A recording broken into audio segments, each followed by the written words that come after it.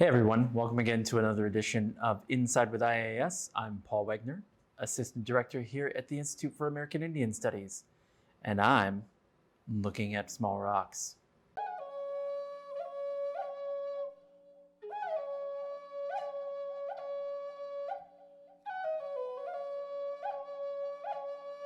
Not just small rocks, small everything.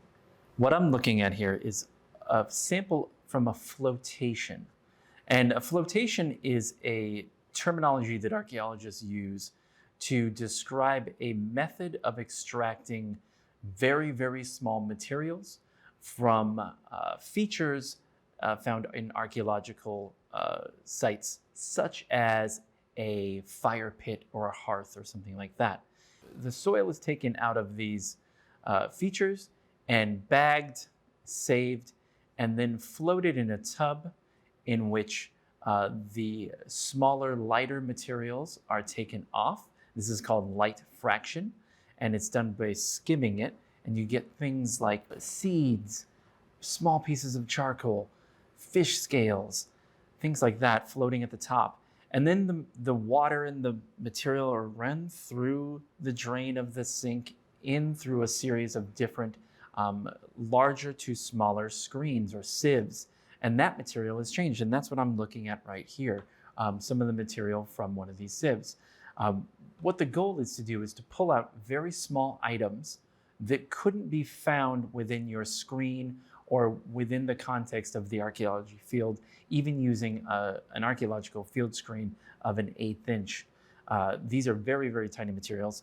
And a lot of materials that we find in this are such things as carbon or charcoal that will be used to carbon date that hearth. But we can find things as small as seeds, nuts, fish scale fragments, berry seed fragments, very small materials that can give archaeologists a lot of different information about the environment of the past, how people manipulated the environment, the types of foods they ate, and even in some cases, the types of woods that they burned in their fire.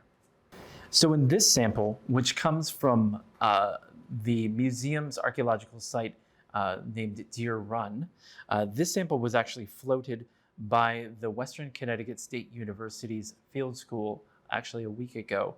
And the materials that we're getting out of this one hearth, this is a hearth feature from the Deer Run site, is right now a number of charcoal. And you can see here, there are, under the magnifying glass, some very large pieces of charcoal. And we're going to use this charcoal to gather a large enough sample to have carbon dating done on this hearth to find out what is the date of this hearth.